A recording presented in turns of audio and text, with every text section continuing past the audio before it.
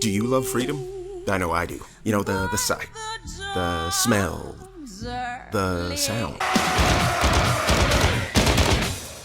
And America is no more free than when it stomps the fictional invasions of countries it could flatten from the ocean. And for every 10 non-binary, furry drone pilots we have one all-American, high-testosterone, middle-aged super soldier. And that's what makes the USA great. But what happens when red dawns on our nation's capital? I understood that reference. Secret Service agent Mike Banning keeps our President Asher lean and mean while protecting him and, in turn, our entire country. We get to see President Asher's fairy tale family. Forgetting, sorry.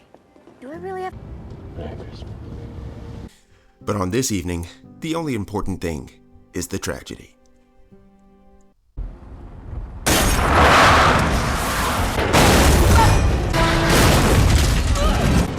Sir, sorry.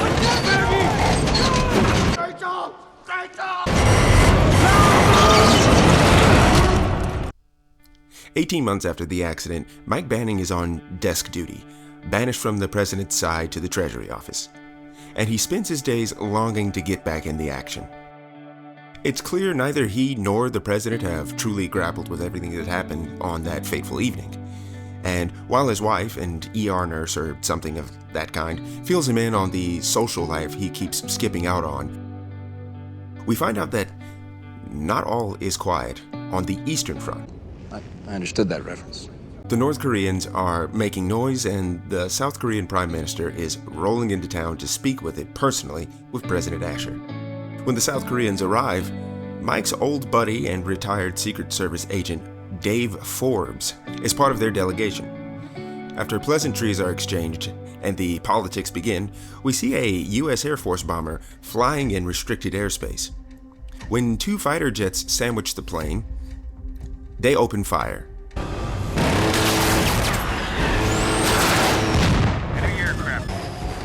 This sets off alarms all over D.C., and more jets are scrambled from Andrews Air Force Base as the plane closes in on the White House. The agents inside gear up and prepare to engage, and importantly, the president and the prime minister's delegation are moved. The plane opens fire on the streets of D.C., causing significant damage and loss of life. And the president is moved to the PEOC, or Presidential Emergency Operations Center, as Mike Banning himself runs down the street, screaming for people to take cover behind things that the gunship would absolutely shred through like tissue paper. Be advised, hostile Warthog inbound.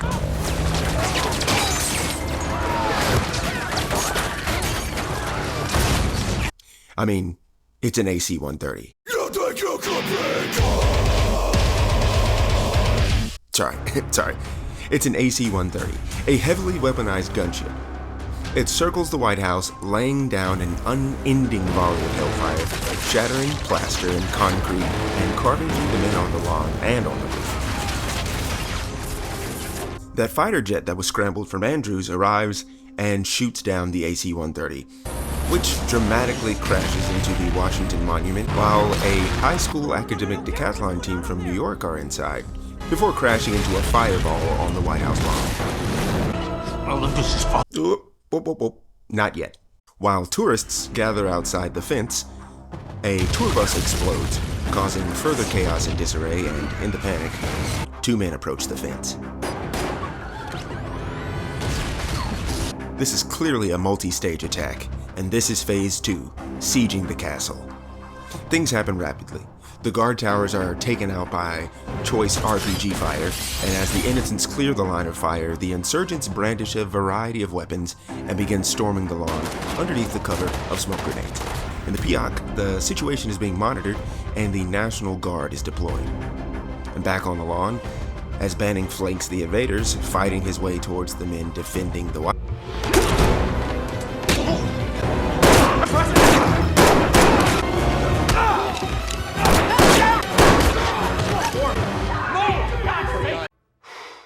Boy, that escalated quickly. I mean, that really got out of hand. 2 sanitation trucks pull in, drop anchor, and open their doors.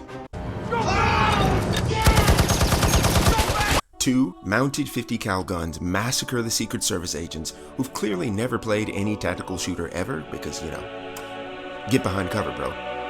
Mike attempts to save the last man, but he is tragically cut down. And the invading team enters the White House and finishes off any agents still breathing. The Secret Service agents hunkered inside are outmanned and outgunned and are ruthlessly killed one by one in every single skirmish, until only Agent Roma is left, and like a wounded Paul Revere, he delivers a chilling message to anyone who can hear it. Olympus is falling. Olympus is falling. Olympus is falling. Fuck you. When the cabinet establishes contact with the PIOC from their safety in the Pentagon, they see Kang execute the Prime Minister of South Korea and hold the president at gunpoint, ordering withdrawal from the troops amassing to retake the White House. And in the PIOC, traitor Dave Forbes holds President Asher at gunpoint, and when he refuses orders, he has an aide shot in the head to show he means business. And I mean, as we see, he has the lamest excuse ever for being a traitor. I'm sorry. What about you? You sold this country out long before I ever did. Globalization and fucking Wall Street. What's it cost to buy a Fuck all these lunatic lawyers and chicken shit bureaucrats. Fuck this 24/7 internet spew up. The Speaker of the House is now acting president, and he gets briefed on the situation, and just in time, Banning gets in contact with the Pentagon to give them the on-the-ground situation. But before they can truly get their feet underneath them, Kang contacts them again, demanding they withdraw the 7th Fleet from the Sea of Japan, and all 20,000 plus troops from the demilitarized zone in 24 hours. Kang isn't after the nuclear codes, he's after the codes for something called Cerberus, a 3-part code for some kind of failsafe switch for the entire nuclear arsenal, and he has all 3 people necessary to unlock the code right there in front of him. Kang identifies Mike Banning even while Mike gets the go-ahead to find and extract Connor, the president's son, to prevent him from being used as leverage to force Asher to give up his portion of the Cerberus code. Kang sends his own forces to find Mike, and they try to confront him in the living quarters, but Mike disappears into the walls where he finds Connor, who's been hiding there the entire time. But Kang has ChatGPT, so... Did Truman gut the White House interior in 1948 or 49? The North Koreans light them up, firing through the walls, but they escape the attack and Mike helps Connor escape through a ventilation shaft. But he still has to get the president out. Mike has a little enhanced interrogation heart-to-heart with 2 of the insurgents and lets the Pentagon know who Kang is. And of course, the general wants to launch his bull-headed counterattack, but they don't have any idea what they'd even be going up against. Mike has a back-and-forth biting conversation with Kang that could have only been written by a man at least 40 years old. Why don't you and I play a game of fuck off? You go first. And now Kang wants part 2 of the Cerberus code, and he beats the shit out of the Secretary of Defense to get it.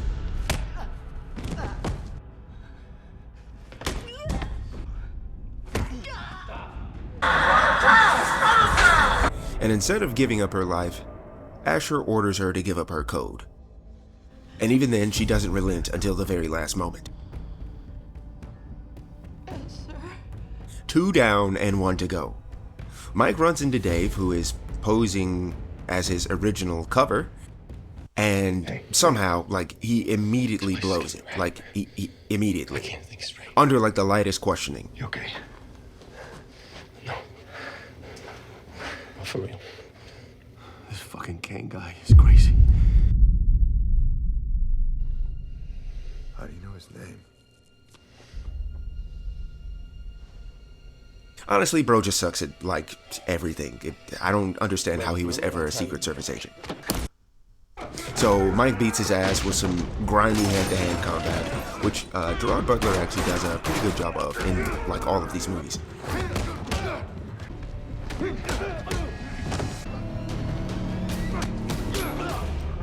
Mike Banning. And who might that be? He was on the president's protection detail for a few years. Are we worried about him? Hell no.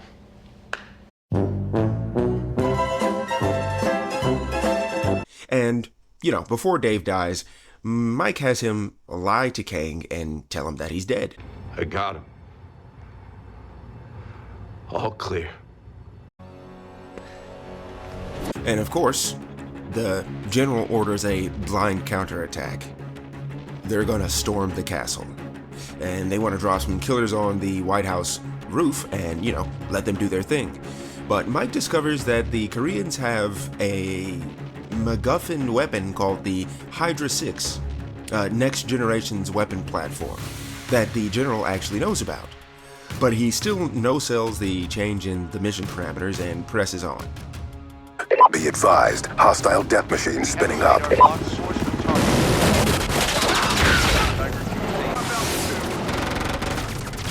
While Mike fights to destroy the Hydra, just as President Trump orders an abort of the mission. Mike succeeds in destroying the Hydra, but not before a helicopter crashes the roof and destroys a large portion of the White House in a massive fireball.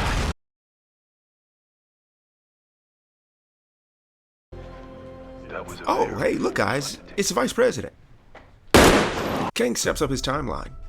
He now wants a chopper waiting on the South Lawn and his previous demands as well. And he wants all of that within the hour, or the president dies next. The general tells Mike to stand down before they lose another hostage. I mean, it was literally his operation that was fucked up, and Mike managed to salvage even a little portion of it by taking out the Hydra. So, I mean, hold the L, brother. Idiots! Savages, idiots! Idiots! Yeah. Kang marches the Secretary of State to the front doors to execute her in front of all of America, but Mike is on the grassy knoll, and he kneecaps the terroristic display, forcing Kang to retreat back from whence he came. Now, the North Koreans black bag the president and the other hostages, and they all march out single file, covered and indistinguishable, so the snipers have no idea who is who and which is which.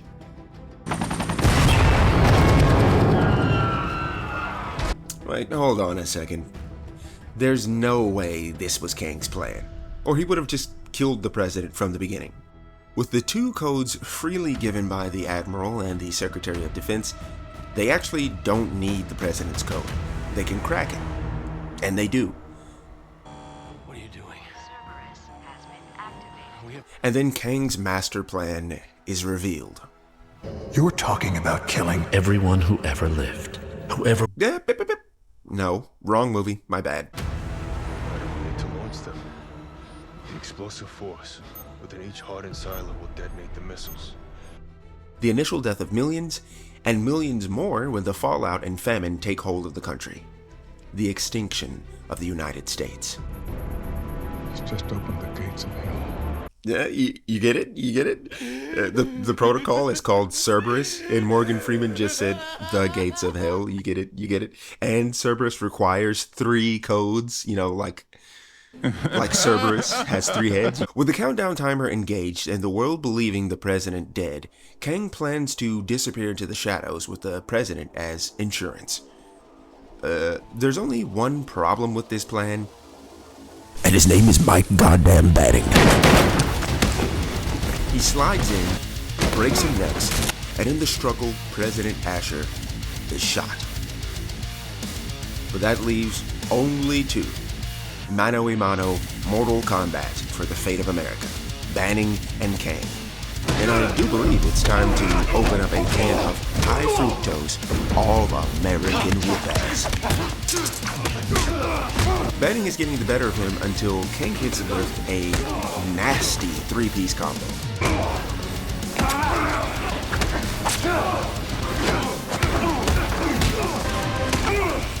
Bro, like, he really likes choking people for some reason. Anyways, Mike claims victory via a rolling armbar before stabbing Kang in the skull. And now, after checking on Asher, he has to shut down Cerberus. Cerberus has been deactivated. And that's it. The crisis has been averted. America has been saved to fight another day. And with Banning helping him, Asher walks out into the sunlight in front of all of America. Sorry about the house, sir. It's okay. I believe it's insured. President Asher gives a speech as they raise the flag high over the wreckage of the White House. This is America. We can be bloodied, but never broken. I'm pretty sure Olympus Has Fallen is on Netflix in the US, and if you're, not in America, I wouldn't know, bro. Like, how would I know what's on Netflix in your country? Anyway, thanks for watching. Peace out.